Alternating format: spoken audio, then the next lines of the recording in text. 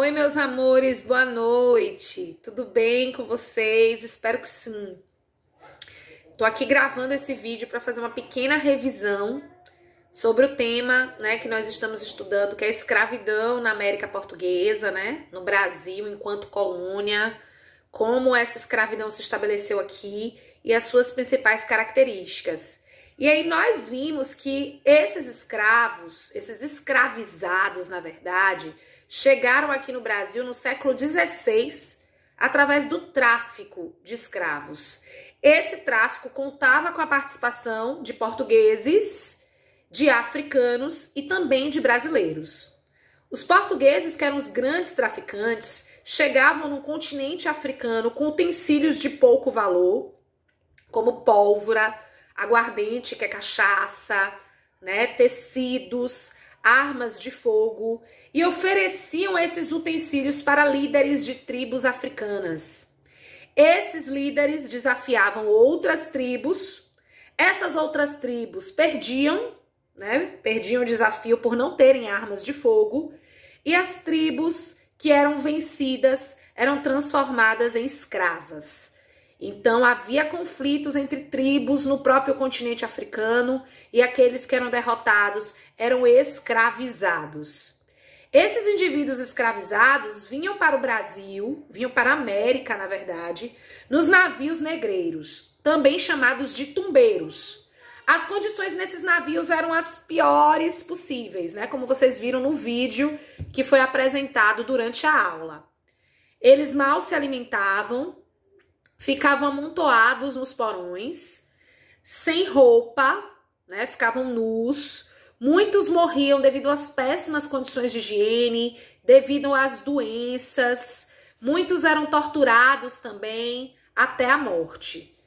Quando esses navios chegavam nos principais portos brasileiros, nos portos do Rio de Janeiro, Salvador, São Luís e Recife, esses escravizados eram avaliados e leiloados. Era muito comum que os escravizados fossem obrigados a mudar de nome. Eles recebiam um nome português e católico, com o objetivo de deixar de lado a sua identidade, a sua origem.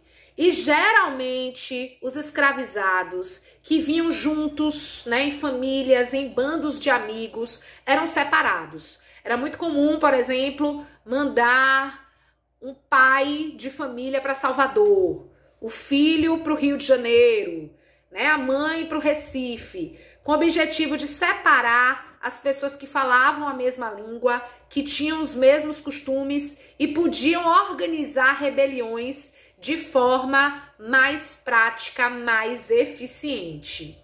E como era a vida desses escravizados aqui no Brasil?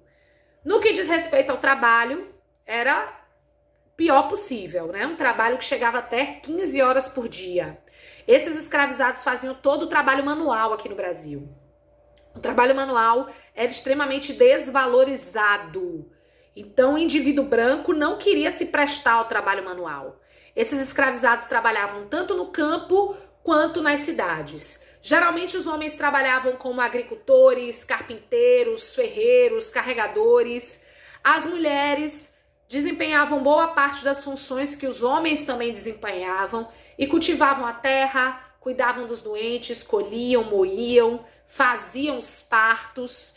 E era muito comum também nas cidades os chamados escravos de ganho ou escravos de aluguel, que eram aqueles escravos que vendiam alguma coisa para os seus senhores e ficavam com uma parte mínima, quase inexistente do lucro. No que diz respeito à alimentação, era uma alimentação pobre e insuficiente em vitaminas. Era muito comum a morte de escravos com 30, no máximo 40 anos. A expectativa de vida era baixíssima, Haviam vários problemas de saúde e o envelhecimento precoce por conta dessa alimentação inadequada. Era muito comum também que os escravizados se alimentassem dos restos, dos homens brancos. Inclusive comidas típicas que hoje são apreciadas surgiram a partir desses restos, a partir desse hábito de se alimentar do que o homem branco não quer mais. Os castigos. Os castigos mais comuns eram a palmatória, a gargalheira, né, o ferro colocado no pescoço que impede, né, os movimentos, a corrente com algema, a máscara de Flandres, né, uma máscara de ferro que era colocada no rosto, apenas com abertura para a boca, o nariz e os olhos. Né? Essas máscaras eram colocadas principalmente nas mulheres para esconder a sua beleza. Haviam castigos muito severos como a castração, amputação dos seios de mulheres, quebra de dentes e o emparedamento vivo, né? Colocar o indivíduo em 4 paredes até que ele sufocasse e morresse. Mas é claro, né? É óbvio, é evidente que aqueles que foram escravizados aqui no Brasil não se renderam, né? Esses castigos, não aceitaram a escravidão e resistiram. Onde houve escravidão no nosso país, houve também resistência. E quais eram as principais formas de resistência? A capoeira, né, um misto de dança e de luta, a desobediência, quebrar ferramentas para dar prejuízo aos senhores, né, incendiar também plantações com o objetivo de dar esse prejuízo, as agressões aos senhores, os suicídios que poderiam ser individuais ou coletivos. Era muito comum uma senzala inteira se matar. No vídeo que vocês viram, né, uma mulher que tá lá no navio negreiro, ela se joga no mar com a criança. Porque muitas vezes é preferível morrer do que viver uma vida de escravidão. As fugas também eram muito comuns, as fugas poderiam ser individuais e coletivas, e a partir dessas fugas se formavam os quilombos, né, os povoados formados por negros fugidos. Além de possuir muitos escravizados fugidos, esses quilombos também poderiam ter pessoas brancas, pobres, indígenas que perderam as suas terras. O principal quilombo da história do Brasil foi o quilombo de Palmares, né? Um quilombo que se estabeleceu onde hoje é o estado de Alagoas. Havia uma produção coletiva nesse quilombo, todo mundo plantava, todo mundo colhia, né? Se vivia em paz, em harmonia. E devido ao crescimento desse quilombo, à atração do grande número, né, de escravizados, ele passou a ser alvo das autoridades. Houve uma guerra, né, a chamada Guerra de Palmares, e o quilombo dos Palmares foi incendiado. Uma coisa muito importante que a gente não pode deixar de mencionar é porque essa escravidão negra africana foi adotada aqui no Brasil. No início da nossa colonização, foi utilizada a mão de obra indígena.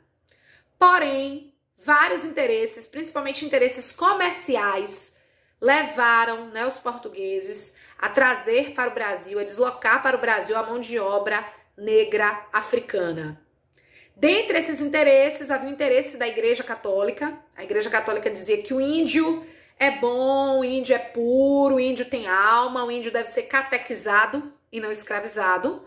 Já o negro, né, o negro africano, era pecador, era descendente de Caim, lá da Bíblia, que matou Abel, e por isso ele deveria ser escravizado para pagar pelos seus pecados. E o principal interesse, que a gente não pode esquecer de forma alguma, era a lucratividade do tráfico de escravos. Era muito lucrativo para os traficantes, para todos os envolvidos no tráfico, esse tipo de escravidão. Como eu disse para vocês, os traficantes chegavam no continente africano com utensílios de pouco valor e vendiam esses escravizados por valores imensos aqui na América, aqui no Brasil. Então o lucro era muito alto, o que justificava, né, a escravidão africana aqui, certo? Amores, espero ter ajudado vocês. Semana que vem a gente se encontra. Beijo grande, tchauzinho!